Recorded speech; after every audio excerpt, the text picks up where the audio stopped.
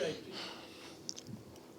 can you take us through from the time the ball is snapped, do you get it to Singletary, do you get the pitch, and what was Bobby's reaction when you came off the field? It was a pin pull play, and he made a cut, and I just kind of open and was telling him. I didn't tell him to I was like telling him, come on, come on, come on. Either like pitch it to me or I'm gonna block for you. And the corner was either gonna take me or him.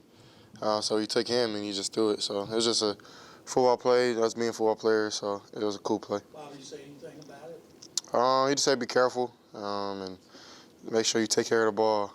If I didn't catch it, then there'd probably be a problem. But I catch the ball probably every other play, so I'm trying to do my best just to get my hands on it and get as many yards as I can and get out of bounds. So he wasn't upset or anything, but just told us to be careful. How much pressure will that shot today with the Rockets? How much pressure is kind of on you with your teammates? From them, it's a lot. For myself, I'm not putting no pressure. Like, my basketball days are long over, but I'm excited to go and do it, but I'm not really thinking about it too much. I just go support and have fun. Not really. Support who? Support who? Lakers, Rockets? Both. I was told I can't wear any Laker gear, so.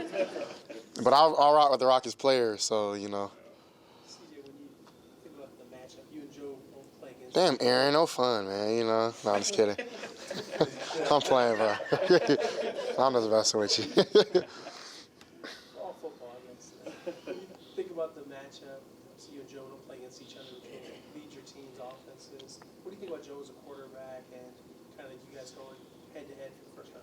Yes, Joe's somebody I respect a lot. Was a big fan of his, especially when he was at LSU. And then, of course, he was at Ohio State, so we got that kind of similarity. And we met each other over the summer, and we got to talk about like some things that we kind of had some similarities with, being Buckeyes and stuff like that. And he had a lot of great advice for me, and that I'm still using to this day. So somebody I look up to, and really happy that he's getting it rolling, and he's having a great season so far. Definitely think that he's an MVP of this league. Like, he's a top 5 player every year. Has shown that ever since his second year. Really had a really good rookie year as well, but sadly got hurt. But a lot of things to learn from that guy. He's a hell of a leader, and a really good person, and somebody that only isn't looking out for himself. But I mean, he's shot me a text over the year and congratulated me on some success and things like that, and just gave me some advice and things like that. So shout out to Joe, man. I'm excited to line up against him and compete against those guys, and I have a lot of respect for him. CJ, if I could take you off the field one more time. Have you ever gotten a chance to speak with LeBron, and when you look at him and what he has done throughout his career and with his mindset and his willingness to always strive for greatness, do you see that in yourself as well? Yeah, I mean, LeBron is somebody I've been looking up to. I mean, he's been doing it for so long, ever since I've been a kid. I don't want to like make him feel old, but like, man, he's been doing it a long time. And that's just testament to not only who he is, but the people he's surrounded around himself. And for me, I look up to him not only on the court and his work ethic there, but off the court, the businessman he is, the leader he is.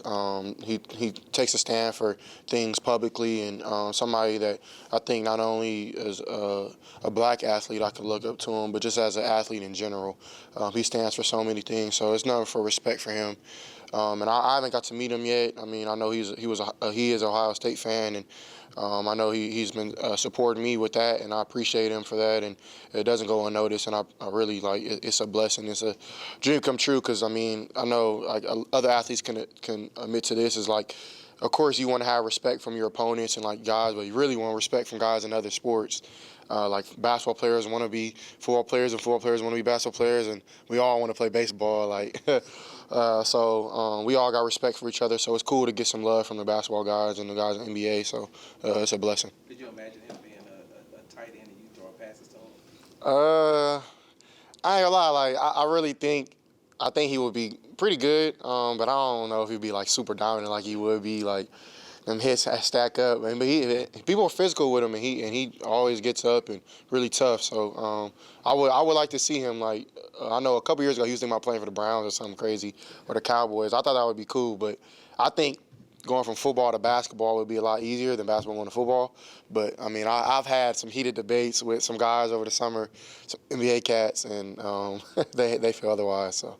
Talking about him speaking up and standing on issues, you did that yourself on Sunday. I'm curious what kind of response you got from just the public or media, anybody from what you had to say about criminal justice, and also, I guess more specifically, what is it that just kind of give you the chance, and maybe you thought about it a little bit more. What is it that you're trying to accomplish with it? Yeah, I've gotten a lot of feedback from it. A lot of people are saying that they're proud of me of just kind of being so vulnerable with something that's personally in my life. And for me, I just wanted to shine light not only on my dad's situation, but on the situation of just really publicly of what's going on in our criminal justice system. And I've even learned more through working with Reform and their nonprofit and things like that. Like I've gotten to have a couple of dinners and meetings with those guys. Like I got to talk to Michael Rubin, who's a really good friend of mine and a leader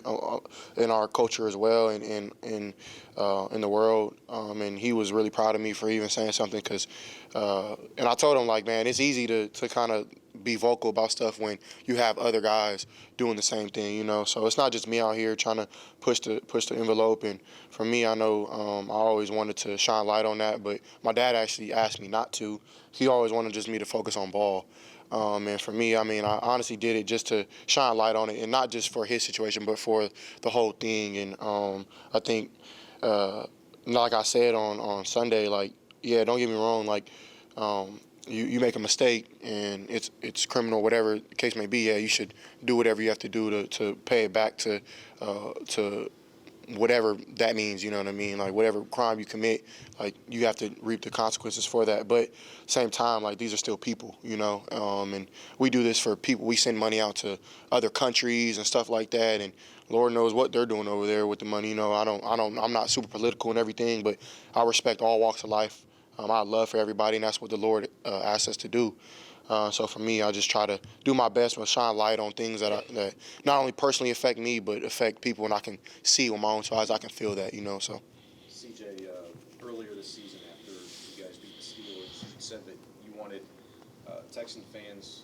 They deserve to feel special. You wanted to walk around with the pride, wearing Texan gear. After getting that win, like you guys did in that fashion last Sunday, how much do you think a win like that means to the fan base, and how do you perceive that? Yeah, I think it's huge. I think for so long, I mean, they've been like just fiending for a good Texan season or a good Texan team, just something to be excited for other than the Astros, you know. So, and the Rockets playing good. So for us, I mean, I think like for D'Amico especially, like he played for the Texans. He's been in Houston for a long time. And that was one of his main goals, is just to make people want to be around again. And I think we're doing that. So it's an honor, man, to have people kind of tune back in and seeing every week. I feel like we get more people in the crowd. Honestly, when we played the Colts, it's my first time in a long time not playing in front of like a full stadium. So I just wanted to be back to that, you know, because even like Case tells me when he first got here, like, man, the games used to be like cracking, you know, like just everybody used to come out. From fans to celebrities to, you know, and I feel like we have a good buzz now, and now it's time to take it to the next level. On the field, it starts, and then off the field, just with the sport from fans. So we appreciate it, man. Like even y'all getting there early for warm-ups like that, it brings the team energy. It might not seem like it, but like it makes us want to play harder, you know. So it's definitely something that I feel like we got to keep rolling, but it has to be earned. It's not just given, you know. So we got to go on the field and make plays and make people want to come. CJ, I'm sure you've heard from a million people since your big game on Sunday. I was wondering, were there any messages that stood out or anyone that surprised you that reached out to you since then? I'm not really on social media during the season. I went on just to tell people thank you, and I really didn't look at anything new. So I don't really know. I just told family and friends thank you. I appreciate watching the game and just stuff like that. But maybe after the year I'll see. I'm not sure. But I don't know. I feel like maybe it goes both ways. I get a lot of love and then I get the other side. So I don't try to ride the wave. I just try to stay even keel and not even look at certain things. But for those who have reached out, I appreciate it. I know Warren Moon did. Somebody told me that, and I really appreciate that. I watched him growing up my whole life, so just his highlights and things like that. And it's a blessing to have a legend like tune in and give you your flowers for a pretty cool day. But just like I know he would probably tell me, man, I'm on to the next, and I want to go do it again. So it's gonna be hard. This Bengals team is really solid, so gotta bring my A game. But it's been cool. You got time for 2 more, guys. CJ, D'Amico mentioned your ability to be instinctive. Dalton, the route you talked about against the Falcons, and then you talked about Noah adjusting that route. Where did you feel like that came from? Where does that, have you always been instinctive that way in your ability? And can you just talk about Yeah, I don't know. I can go all the way back to like being like really, really young. And you guys, my youth coach is around, and you guys have seen a couple of my coaches come to the games. He'll probably be here soon, but man, he'll tell y'all like since I've been young, I've always had like a little like nuance and idea, just trying to be the coach on the field. And I don't try to step on anybody's toes. Like I know Bobby does a great job with that, but he actually, it seems like he appreciates it when I have some feedback, helps him out. And I always kind of like can like feel the sense of the game, and I don't ever try to do too much with it. But I know like I've been playing football for a pretty long time, and even though I'm a rookie and I'm still young in this league, like I can kind of feel the game out a little bit, and try to like get a little twist or something or do something to make a play. But at the same time, I remember I think I was talking to a veteran quarterback in the off season, and he was like, "Man, don't get bored with the boring stuff," and like that stuck out to me. So like just like I loved making cool plays on the sideline, I love taking the check down and just moving it and going 1st and 10 to 2nd and 6. Like that's huge for Bobby and play calling and stuff like that. So I try to play both ways, but at the same time, man, I love playing with my instincts as well. And it's been a blessing to have that God-given gift to kind of fill the game out. You're going to be playing in front of a lot of Ohio State fans Sunday. Is going back to Ohio special for you? Yeah, man, I'm excited. I know it'll be a couple Ohio State fans there maybe, but I know they'll probably be booing me that day. So it is what it is.